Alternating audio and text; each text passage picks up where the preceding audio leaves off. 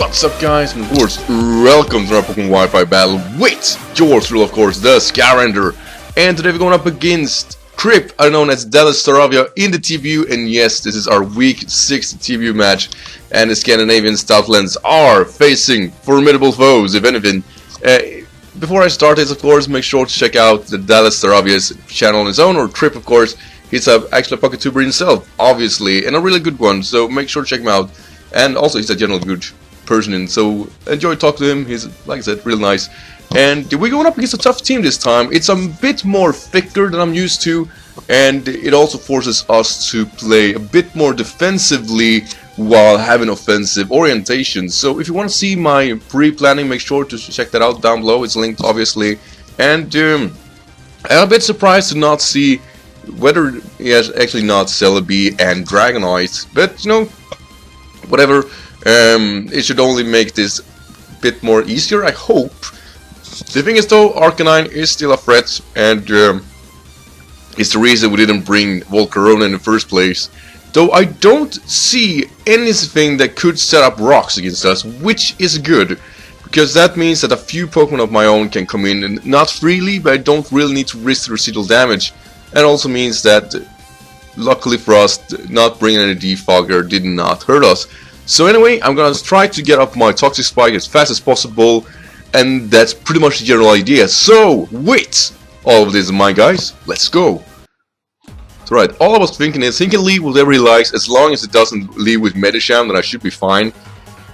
Freaking... I can't believe it though. Like, this is the 6th time in a row I don't have a superior matchup in the beginning. And though, you know, Fake Out is obvious, and I know I will only take, after Intimidate, around 10% of that damage. So I felt that Befelgor can come in freely, and then I just go for an Earthquake because I can't take an Ice Punch. Ice Punch does at best 55% with my Yasha Berry if it's fully oriented. So I didn't really fear this thing. And he goes for Fake Out. Unlucky for me though. We get some hacks against us, he does get a crit, but we still are in the area where I should be able to survive an Ice Punch. So I will go for the Earthquake, even though I knew we had a few switches to that. And here it is, obviously. And this Breloom is darn defensive. And the Poison Orb will kick in, which pretty much says that this is probably a sub-Focus Punch set, or that was what I was thinking. And it's actually not a really big threat for us, but I thought going back to my Drapion just to see what it's all about is the safer play. I could have gone for my Gengar too, but at the same time I'm risking kind of taking stab against me. So here's gonna show me Leech Seed, which means that I'm sure this set is fully defensive, bit stally, no substitute since they actually needed to go for that in the first place. So that's actually really good, because this means that this Breloom is a no threat for us whatsoever. So I take this opportunity to set up my Toxic Spike. Like I said, I only need one layer of those to solve my pregame, because I only need like 2 turns of Toxic to really whittle down the amounts that matters, or Poison rather than Toxic, since Toxic is actually in a disadvantage because it takes the HP down a bit slower than I want it to. So anyway, don't really have to worry, though it is unfortunate that the Breloom does has the Toxic Orb, because that means that Poison is not whittling it down. So I'm gonna bring a Cecil here, and he's gonna go for Drain Punch. Obviously I'm immune, and I was thinking that Snorlax was a thing, or Scizor, but decided to go for Shadow Ball in case it brought Scizor. Why? So this is a bit unfortunate, and I knew that if I were in a situation where I was facing Snorlax, that he could Pursuit Trap me, it would be very obvious that this would be his call. So decided to go for a Taunt in case it's a Curse set, which in afterwards, thinking about it, probably didn't really matter. I should probably not have done that, and it goes for Pursuit. Like I said, Pursuit is a 1-hit KO if I switch out. He does score another crit on me, which is super frustrating because I knew I could be in this situation, and I actually missed the Focus Blast too. So Gengar is not having any of that. He is getting all kinds of hacks against him. I knew I could take possible 2 Pursuit if I didn't switch out, and unfortunate for me, that did not help. So anyway, I'm gonna bring Alpha Max, and I need to go for damage this time. I'm forced now to play a bit more aggressively. I should not have been in this position in the first place, which is frustrating. He's gonna go to Emma. I decided to go for Knockoff. It's pretty much the most neutral move I have. And knocking off Zoya's leftovers, or what it possibly could have, is important. And yeah, I thought it was a fair play. I definitely knew he was gonna switch out his Snorlax because he loses to a close combat. Hell, a lot of mons loses to this close combat, to be honest. So anyway, Cryomail is gonna come in, which of course being Empoleon, because Empoleon is not particularly threatened out. Though the thing is here, due to him showing Calm Mind, I was fearing that he might have a Giga Drain, which would be frustrating to some extent. But anyway, I do decide here to basically just stay in and take the Moonblast and actually set up Rock Slide. No, I'll go for Flash Cannon just to see out the damage before. And the Flash Cannon is an area where I actually thought that, alright, another round of Toxic should put it down. And so I decided to go for a Stealth Rocks. And you know, we take this Moonblast fairly well. It's not particularly dangerous. Unlucky for me though, while the Toxic is in area of taking him out, it was not close enough. He actually lived with a sliver of health there, which is, yeah, the odds is definitely against this game. I'm really feeling that there's not a lot helping here, and obviously his play here is of course going for a Wish, and I went for a Scald anyway. I need to kind of wrap this thing up, and I knew if he goes for a Wish, then he's probably gonna go for his Scizor. And here's the thing. I did decide, in case he was offensively oriented one, to go for another Stealth Rock, see if he's fast or not. He's slower. That's a good thing and a bad thing at the same time. Good thing is that now I know that I'm definitely able to take him out, depending on his set. He would definitely go for Superpower on the first turn had he got the chance. So I'm just gonna go for Skull. It should do roughly 50%. Nothing wrong about that. But the issue here, of course, is that we did get a burn, which is nice. That pretty much rendered this thing pretty much useless. But I'm just gonna speed this up a bit, because the thing is here, we're just gonna exchange Rocks versus Defog for a while. The thing is here that I kept going for Stealth Rock for 2 turns, but you realize that he will fall with the Defog, he keeps going for that, and I will put in a position where I can't really void him off. So I should definitely, or actually realize I should say, that I should probably bring my Drapion here instead and actually just taunt him in case he has Roost. He would definitely be in the area here where that would help, and I knew we were just gonna go for Defog anyway. Though the issue is that I need Stealth Rocks for Arcanine. I need to put it down to 75% because then it's actually like KO range of my Thunders. But yeah, basically I decided to go to Balthazar the Drapion, and there is nothing he can do against this, which is something I kept in mind. And I need to get back those Toxic Spike if anything. So I do decide to first of all taunt him, just shut him down, in case he has Roost. If he switches out, you know, that's my fault.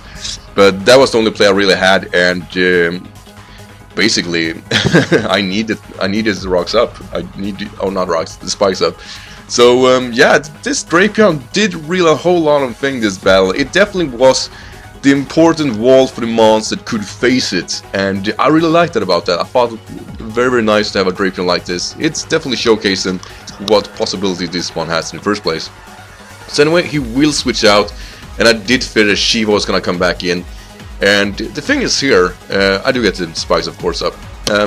Fake Out and High Jump Kick, the combination will kill me. I know that for sure.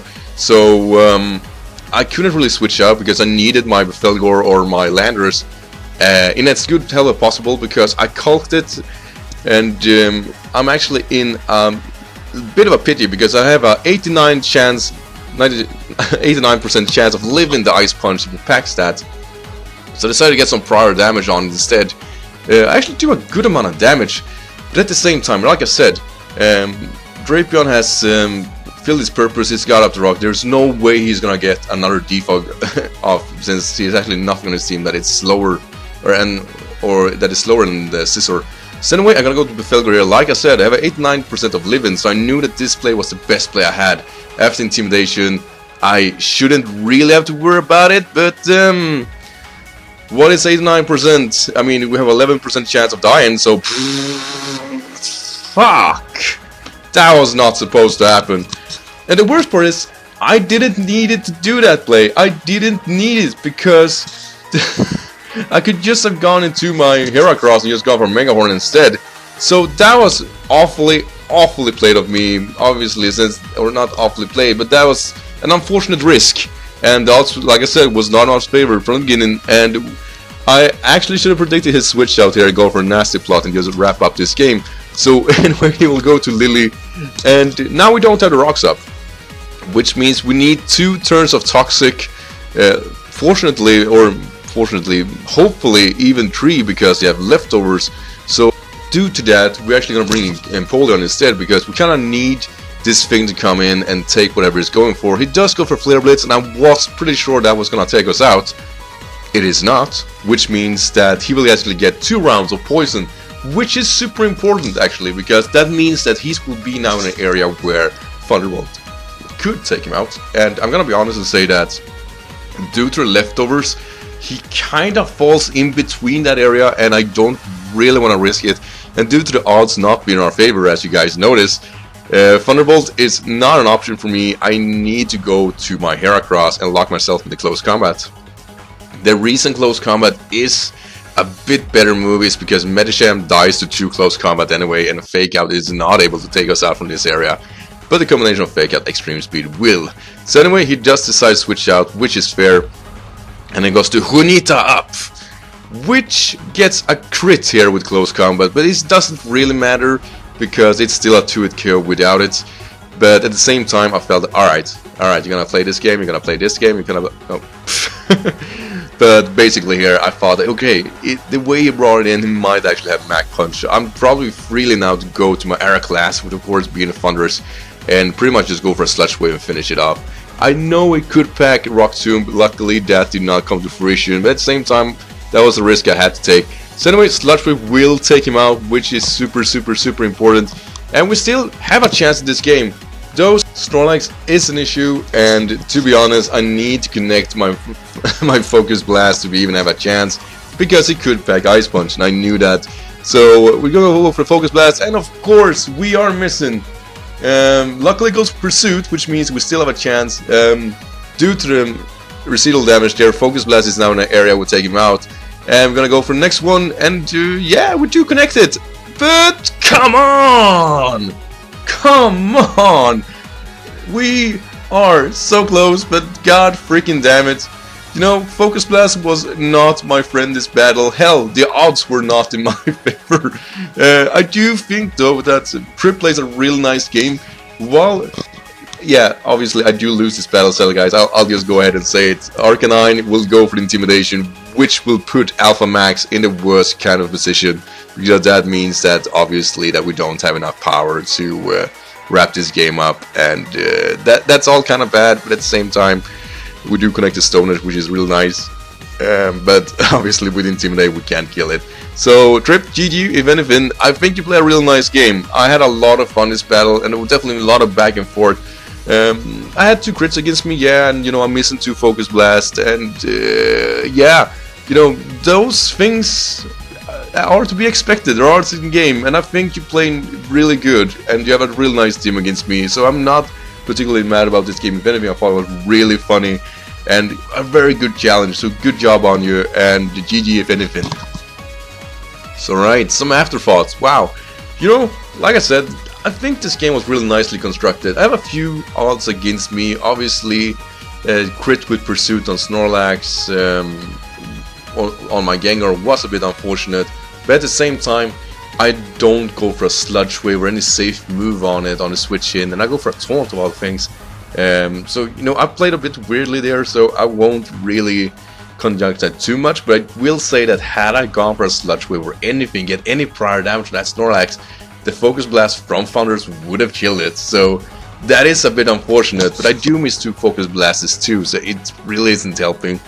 And I rely on those moves, so it's my fault to begin with. And like I said, I think Trip has a well-constructed team, so I think the outcome of this game would have been fair in either way, honestly. Having a defensive approach against my team was definitely a good call for him, and knowing that for myself, knowing that I have to play a bit more defensively, did help and did held off this battle really well. I think my stamina on my team was actually fairly well this time, but like I said, the odds were not in my favor. And of course, I have to kind of stretch it out a bit. Getting crit on my Befelgor or my Landorus early was a bit unfortunate, but not game-changing. But I should probably not have actually gone for that Earthquake against Medicham. I knew I could live it. Like I said, I had an 89% chance of doing so. But that was probably a bit risky. I should probably not have done that since he still have Arcanine back in his back. And yeah, like I said, it's unfortunate. It was a risk I wanted to take because I wanted to lock myself into close combat with my Heracross and really wrap the game up. That did not happen, and that is super, super frustrating. But like I said, dots were not my favorite this game, and Trip plays really well against me. So having a bit of odds against you pretty much means that you have to play a lot better, and I think I played as good as I could. Like I said, I have a few misplays, but you know, they're not a big deal. There are your usual misplays in any game, and we all have those. And Trip does a few weird plays himself, and I still think that he is the worthy winner when it all wraps down to it, because I think he plays he plays well. He has a nice team. I really liked his team he won against me, and it turned out to be a rather close one.